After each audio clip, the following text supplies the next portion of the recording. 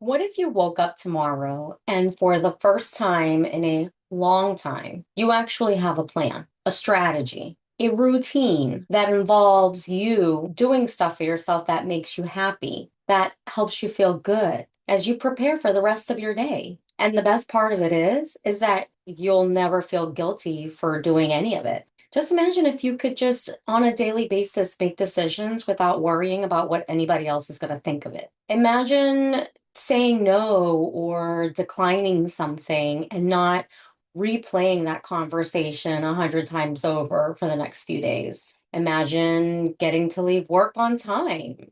Imagine taking a walk in the middle of your workday without feeling the anxiety as if it's going to cause you to fall even further behind. Imagine just getting shit done in your day, and while you still may not have gotten everything done, you don't feel any of the guilt or fear that you're letting anyone down. But imagine a time when you're finally in alignment with what is important to you, what matters to you, and where you're prioritizing yourself as well. If that sounds like something you have been quietly desiring, then stick here with me because today I want to talk about something that keeps so many women incredibly stuck.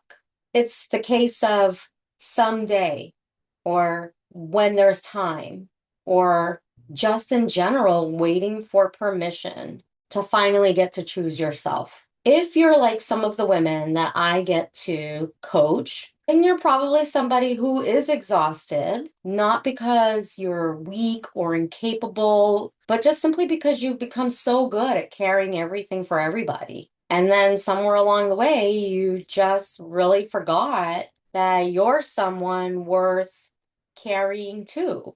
If you are like many of these women that I get to coach, you've been dependable for many, many years, the responsible one, the reliable one, the one that people call to help them fix something. You're the one who works really hard to remember all the important dates. You're the problem solver. You're the one who'll get there early or the one who'll leave late. The one who says, I've got it. Don't worry. I'll do it, even when you don't really have it in you. Yeah, I mean, as a registered nurse of 25 years, I've cared for so many people. And before transitioning over to the wellness coach, I experienced my own bout of burnout. I know what it's like to keep showing up. I know what it's like to be addicted to people pleasing. I definitely know what it's like to just keep running on empty. If you're searching for how to recover from burnout, why do I feel overwhelmed all the time? How to stop feeling guilty if I want to do something for myself. I want you to know you're in the right community here. Welcome back to the Reset Method. This is a journey to help women reclaim their time, their energy, and purposefully create a life that they don't feel like they wish they could abandon. I'm Jessica, and I'm so glad you're here. Today, we're continuing our conversation around what I like to call the Reset Method. And in today's conversation, we'll be talking about the second E in the word reset, and that is empower. We started this journey in a previous episode by recognizing what's draining our energy and what is making us unhappy. Then, in the follow up episode from that, we took some time to evaluate why these things were making us feel this way, why they were draining our energy, and why they were making us unhappy. And in the last episode, we continued that conversation by discussing how to simplify our lives and remove the things that were weighing us down. But now we have to talk about how to take the steps to choosing ourselves without all of the guilt. Now, here's the part that no one's talking about. No one's really talking about what they really need or want. A lot of people are complaining. That's different. I'm saying a lot of people are not talking about what they really need or want. And definitely not talking about how to find the permission within to give ourselves to do these things that we want. Okay, so let's talk about why empowerment feels so hard.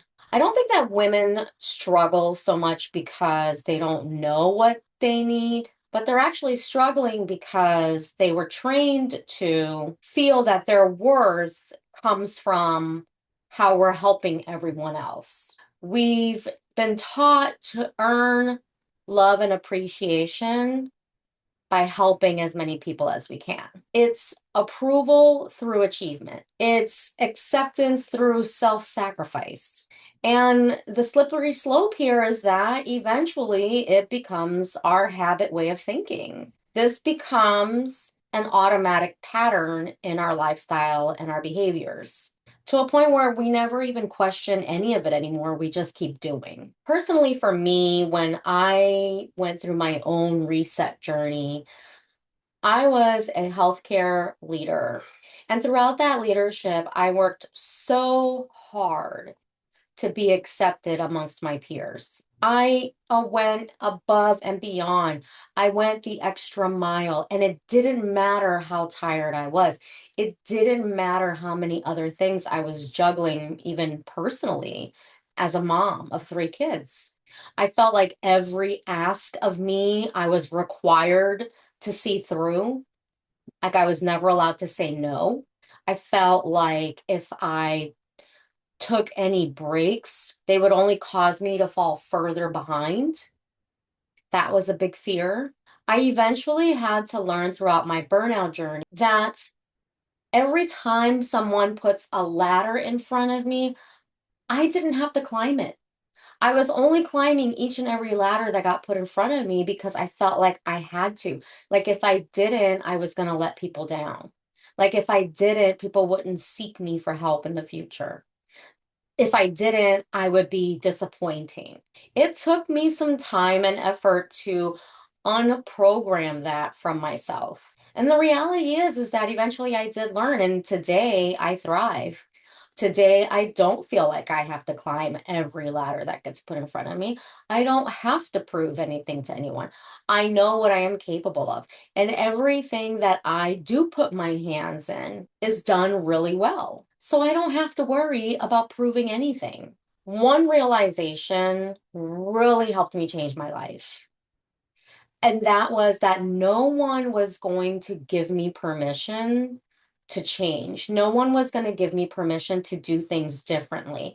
That the permission, the power to change was within me, and it was up to me to make the changes in my life. I realized that the permission to change wasn't going to come from my employer, wasn't going to come from my family members, wasn't going to come from any of my best friends, that it was just simply and only up to me. If I wanted healthier habits, if I wanted to live a more peaceful life, it had to come from me. It had to be my choice. And that was scary.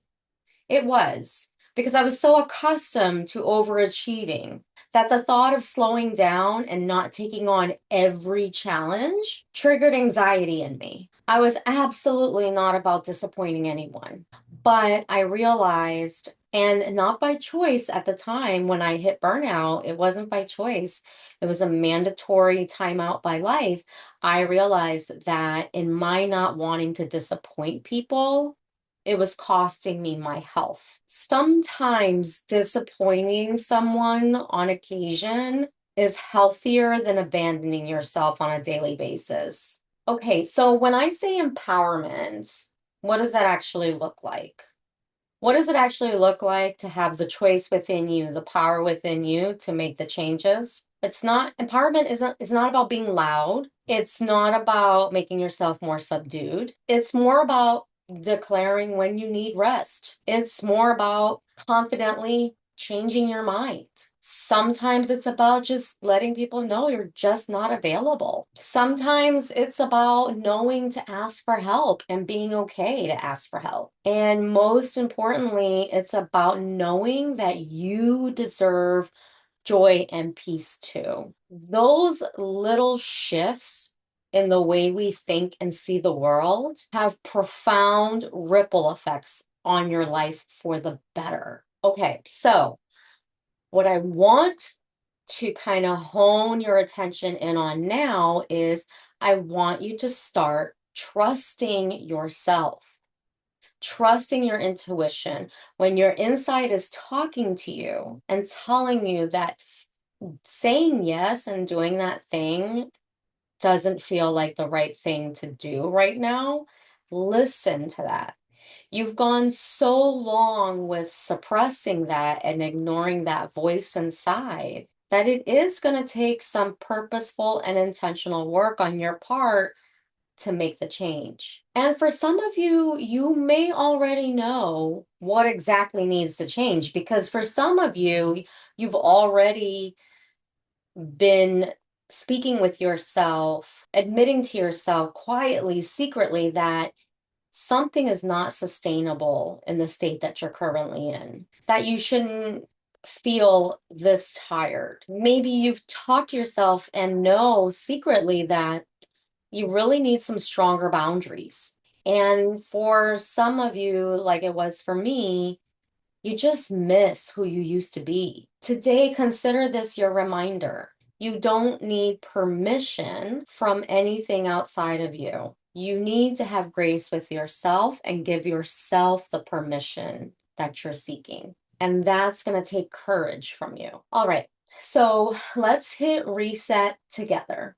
This week's reset challenge is simple. I want you to choose to do something that you've been putting off for yourself. Maybe it's saying no to something, maybe it's changing your mind to something you've already said yes to, but you want to retract it. Maybe it's asking someone for help on something you've been trying to push through on your own. Maybe it's giving yourself permission to have one full complete day or afternoon completely shut off. Maybe you want to sign up for something that you've quietly been interested in, but have felt maybe too selfish to get for yourself. Whatever it is, do one thing this week for yourself. Address it confidently and know that your needs matter too. Smallest of decisions can create some of the biggest lifelong transformations. Before you leave today, I want you to think about something. I want you to grab your journal and spend just a little bit of time, even if it's just 10 minutes, reflecting on the following. I want you to ask yourself, in what areas of my life am I waiting for permission to be okay to change it or do it? What decisions have I secretly been wanting to make, but have been avoiding for fear of disappointing someone? How would I live my life? What would I do if I completely trusted myself? What is one courageous step that I can take this week? You don't need to overthink the answers to these questions. I just want you to be honest. Be honest with yourself. You deserve that. Sometimes being honest with ourselves is the first act of empowerment. All right, well, if today's conversation resonates with you, let's continue the conversation over in the women's community. I've started a group over in the Skool.com app. And in there, I am gathering us women to continue having conversations. This community is built on women who are sharing similar experiences, even though we're all of different walks of life, doing different things in our life. But at the end of the day, we're experiencing a lot of the same internal conflicts. Inside this community, you'll also find some free courses I've put in there for you, some free materials, free tools that can help you navigate in your day-to-day throughout the week towards building better habits for your personal wellness. I'm looking forward to kicking off some live chat hours with the women in this group. This community is part of the dream of building a community of women who truly understand the journey and what that journey feels like in our day to day. I would love to see you there. All right. Well, next week, I look forward to you joining me again. We're going to finish the reset method series. And in that episode, we're going to talk about the T in reset, which stands for thriving. Making one change is just one thing, And building a rich, joy filled life that you don't feel like you need to abandon is something entirely different.